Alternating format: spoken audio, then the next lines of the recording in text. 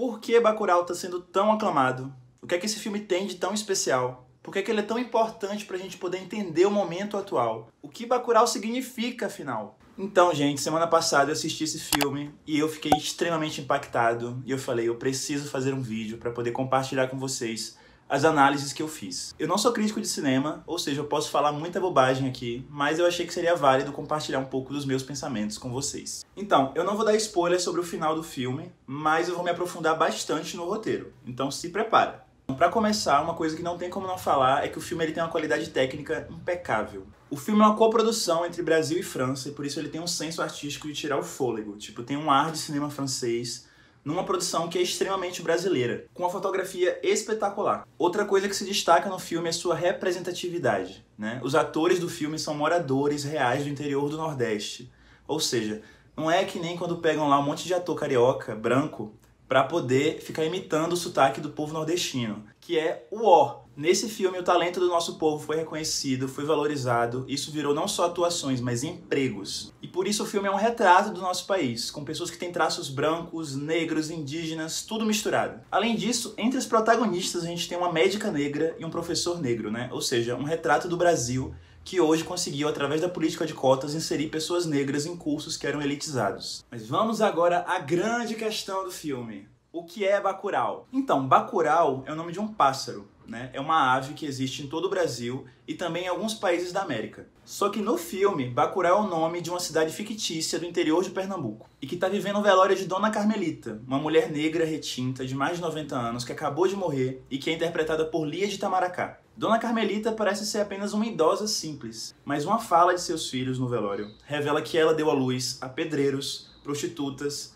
médicos, engenheiros, cientistas, pessoas que estão espalhadas por todo o Brasil e pelo mundo, todas unidas pela ligação com Dona Carmelita e com Bacurau. Por isso, eu vejo essa cidade como uma representação do nosso país, uma alegoria do Brasil. Esse país de ancestralidade preta que é a pátria-mãe de brasileiros de todas as cores e classes sociais, que mesmo sendo visto como um país subdesenvolvido, é uma fábrica de talentos. Só que assim, a visão que as pessoas têm do Nordeste é que é um lugar parado no tempo, né? Abandonado, atrasado, que ficou para trás. E o filme mostra um pouco disso, né? Ele começa mostrando uma estrada esburacada, com acidente na pista, um Nordeste sem muita infraestrutura, da mesma forma que a gente vê em Central do Brasil e em O Alto da Compadecida, por exemplo. Só que aí a gente descobre que esse é um filme que se passa no futuro. E ao longo do filme a gente vê esse estereótipo nordestino ser desconstruído, porque a gente vê que esse lugar, teoricamente atrasado, está totalmente inserido na era tecnológica atual. Não tem água encanada, mas as pessoas têm smartphone, têm tablets, têm WhatsApp, têm YouTube, têm tudo. E isso é a realidade. Eu, por exemplo, eu vim de uma cidade do interior da Bahia chamada Itabuna. Na minha cidade até hoje não tem cinema, mas todo mundo tem acesso à internet. Infelizmente, muita gente ainda acredita que o Norte e o Nordeste são lugares arcaicos, que ainda não têm tecnologia, e o filme é brilhante quebrando esse estereótipo. Mais do que isso, pensando que Bacurau é uma metáfora do Brasil, ele ser um lugar que é subdesenvolvido e super conectado faz todo sentido.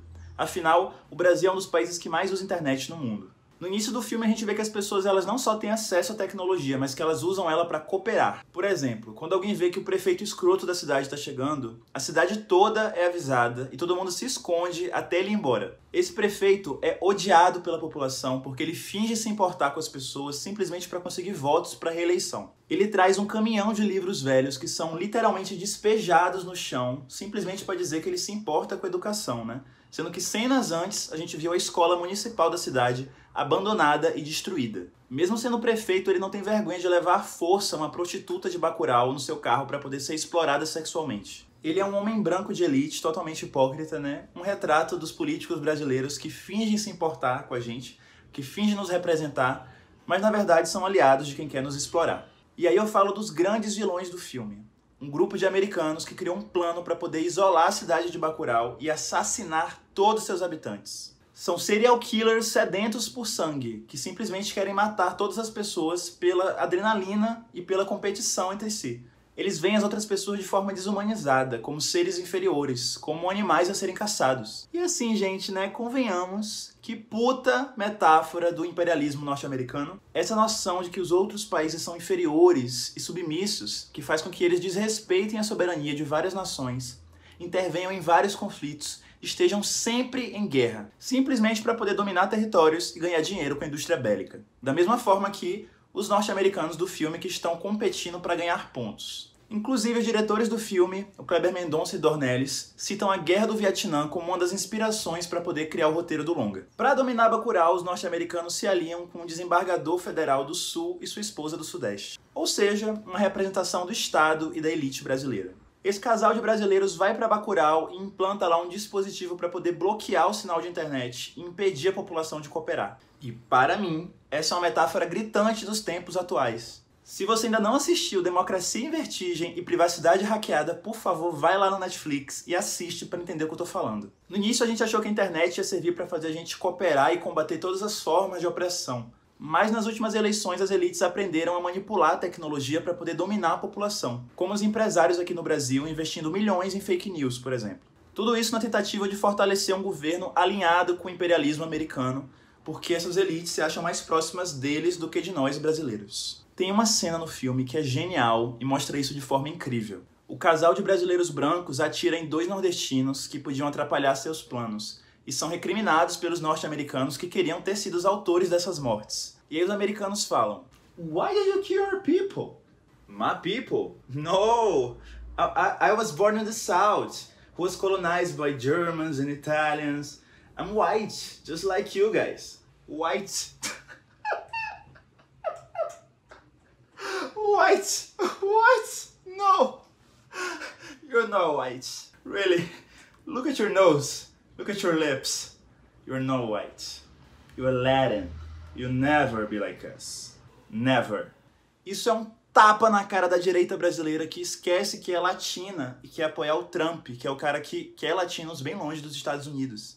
Isso é um tapa na cara do brasileiro de classe média que acha que é rico e fica votando no candidato das elites, esquecendo que ele também vai perder a aposentadoria. Essa é uma cena que destrói a ilusão de que essas pessoas fazem parte da burguesia, quando elas estão apenas sendo usadas por ela. Tanto é que se aproximar dos norte-americanos acaba sendo o erro fatal do casal de brasileiros. Eles são descartados a partir do momento que eles não têm mais utilidade. A partir daí o filme vira um thriller de suspense, porque a gente entende que o assassinato do povo de Bacurau é iminente. Como uma cidade tão pacata e isolada vai conseguir se defender das armas poderosas dos americanos? É aí que conhecemos o longa. Puta que pariu, meu Deus. Uma das melhores atuações de toda a carreira de Silvério Pereira. Silvério, eu te amo, sério, puta que pariu. Como nordestino, eu não poderia me sentir melhor representado. Ele e Sônia Braga dão as melhores atuações do filme. Lunga é praticamente a encarnação de Lampião nos dias atuais.